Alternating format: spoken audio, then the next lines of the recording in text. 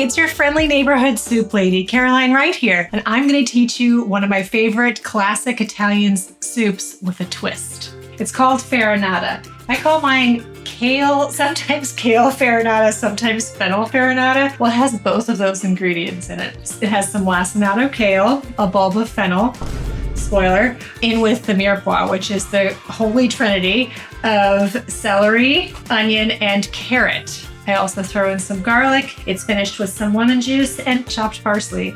So a farinata is a porridge-style soup that's usually thickened with polenta.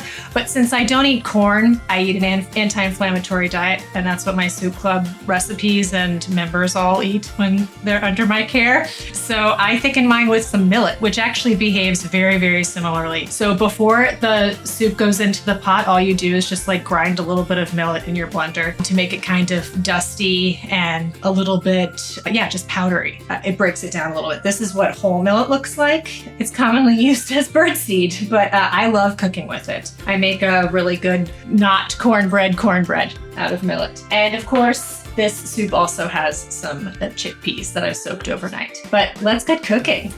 All right, so we've got our hot pan here. I'm gonna add some oil and then cook our mirepoix, which again, we've added some fennel to. So again, holy trinity, onion, carrot, celery, and some fennel.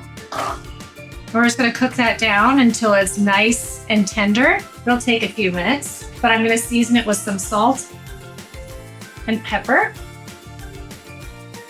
Give it a good stir and cook it over pretty low heat until it's nice and tender. I'm gonna add my garlic now too. All right, we're back. Now so you can see it's tender. It's really deflated a lot, collapsed a lot, and gotten a nice thick sort of juice, like they're all kind of sticking together. That's all signs that we are where we need to be. It's a little bit golden, which I love. It's great. So what I'm going to do is add our millet that has been a little bit processed in a blender, so it's nice and powdery.